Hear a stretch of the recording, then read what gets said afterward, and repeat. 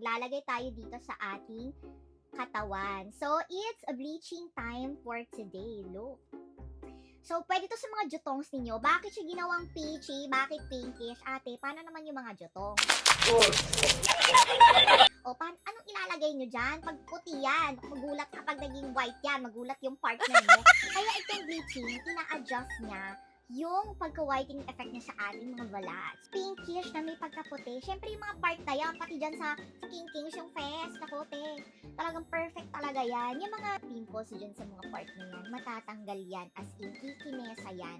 Yan ang ginagawa ko talaga. Hindi ako daily naglalagay nito. Ginagawa ko siyang 3 times a week. Imagine ha, takip pa lang tayo, pero ilan na yung natatakpan niya. Then kapag natuyo to sa mga balat mo, ate, ang perfect. Look. Oh. Look at my kilikili. Yan ang ginagawa natin. Ganyan. Tago ang mga maiitim na part sa atin. So, wag kayong mag-alala guys, kasi kapag natuyo naman to, as in tuyo siya, hindi siya yung parang magpupulbo.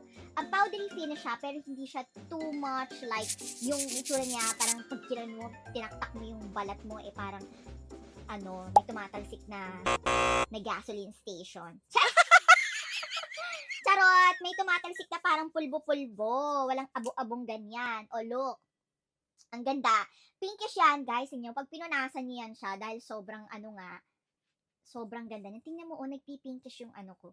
Ang ganda nito, promise. Tingnan mo lang sa packaging, parang ate, pakak na pakak ka na ate. May babaeng nakalantaran dyan, ate. Ang daring. Oy,